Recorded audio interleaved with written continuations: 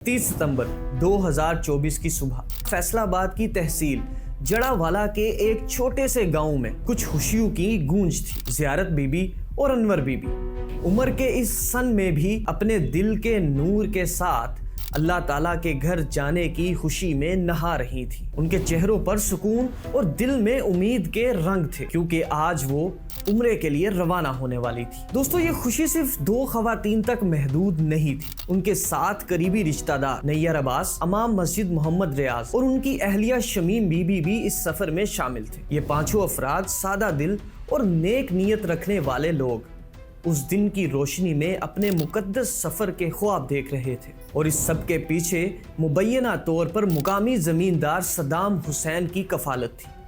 उन्होंने ना सिर्फ उम्रे के अखराजात बर्दाश्त किए, बल्कि इस्लामाबाद और एयरपोर्ट तक जाने का भी सारा बंदोबस्त अपने जाती खर्च पर किया। मुकामी लोगों के मुताबिक सद्दाम हुसैन शाह हर साल 4 से 5 अफराद को इसाले सवाब के नियत से उम्रा पर भेजते थे, लेकिन खुशियों का ये सिलसिला सिर्फ एक हफ्ते के लिए था। सऊदी अरब में पहुंचने के सिर्फ 7 दिन बाद ये पांचों अफराद गिरफ्तारी के जाल में फंस गए। अहले खाना के लिए ये खबर बिजली बनकर गिरी।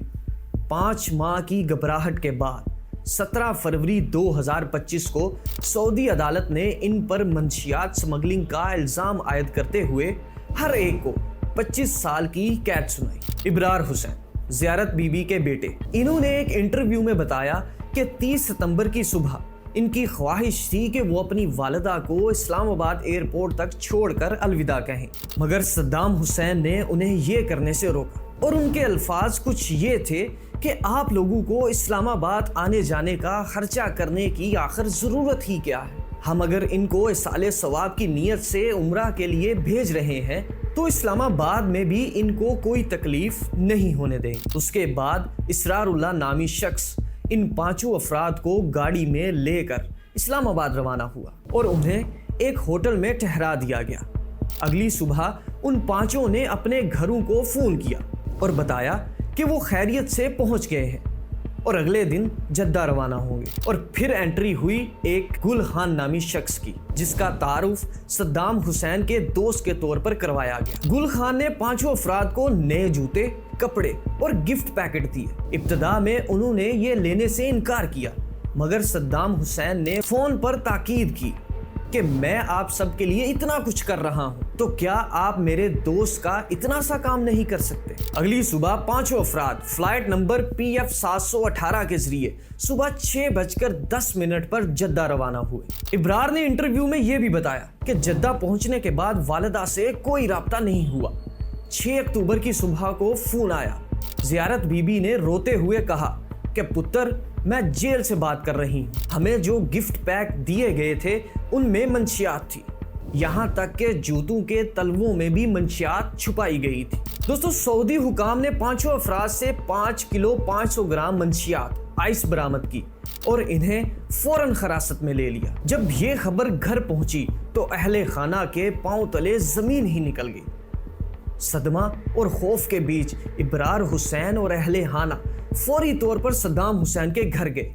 सद्दाम हुसैन ने इब्तदा में दिलासा दिया, मगर कुछ ही दिन बाद वो और दीगर मुल्ज़मान गायब हो गए। गांव में खुफिया एजेंसियों ने अहले खाना से पूछगिछ की और थाना में रिकॉर्ड भी चेक किया गया। FIA ने 6 नवंबर 2024 से तहकीकात शुरू की और जनवरी 2025 को सद्दाम हुसैन, इसरारुल्लाह और गुल नवाज के खिलाफ मुकदमा दर्ज किया। तफ्तीश में मालूम हुआ कि मुल्ज़िमान ने ना सिर्फ वीज़े और टिकट अपने खर्च से खरीदी, बल्कि रवानगी से लेकर एयरपोर्ट ड्रॉप तक बार बार राब्ता किया गया। सद्दाम हुसैन के वकील ने लाहौर हाई कोर्ट में दावा किया कि वो बेकसूर हैं और इनका मंशियात स्मगलिंग से कोई ताल्लुक नहीं।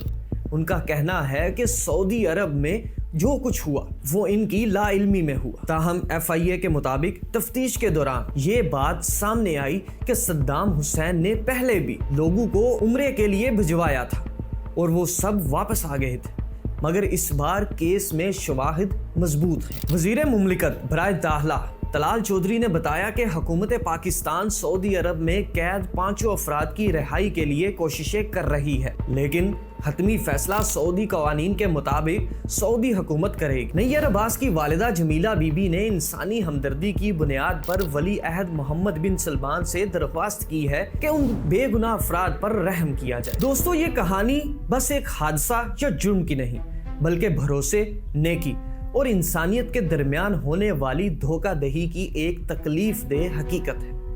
سادہ دل لوگ جو صرف اللہ کی رضا اور عبادت کی نیت سے نکلے، انہیں دھوکہ دے کر جیل کی سلاخوں کے پیچھے ڈال دیا۔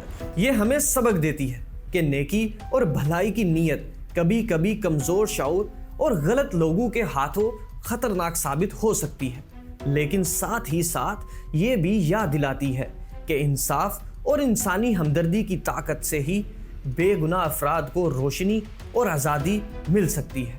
سبسکرائب